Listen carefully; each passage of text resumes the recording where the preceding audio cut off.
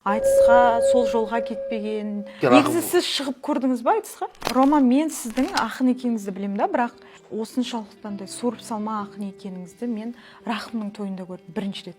Сіз кәдімгідей айтыскер ақындармен домбыра ұстап, өнер көрсеткен кезде шынымен де қатты таңғалдым.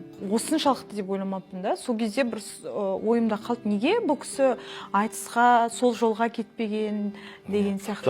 Негізі сіз шығып көрдіңіз ба айтысқа? Баяғыда студент кезде, сосын оқушы кезде бір-екі рет шыққам айтысқа. Екі рет шыққам, біреуінен ынталандыру сыйлығы, біреуінен екінші орын алдым. Қазір бір минут. Мен өмірде де Ромаға сіз деп сөйлеймін, бұл жаңағы сұхбат алу үшін сіз деп әдейілеп болып жатқан жоқ. Бір-бірімізге біз сіз деп сөйлейміз. Иә, солай.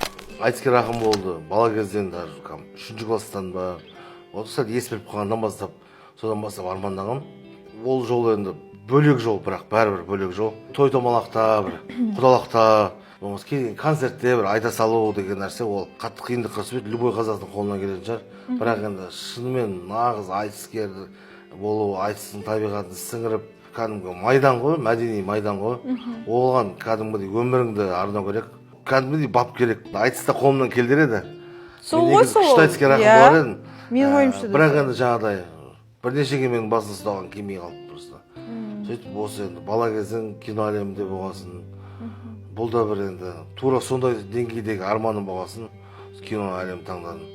Бақытжан Қасымов ағаларымыз ұйымдастырып жүрген жаңағы жұлдыздар айтысады деген сияқты күшті бір нелер болса, өзім жұлдызбын деп тұрған жоқпын, бір сондай арнайы айтыстар болса, қуана-қуана айтысар едім. Қазір Сырма Өсқан ағамыз, Жандарбек Бұлақ ағамыз күшті айтыстырайық деген нәрсе, күшті жоба ұйымдастырып жүр. Сол болашағына сенемін. Шақырып жүр қазір ағалар. Бұйырса соперник таппай жатырмын өзіме. Күшті. Енді, бірақ енді ол айтыскер ақын болды деген нәрсе емес. Иә. Әуес қойлық, иә.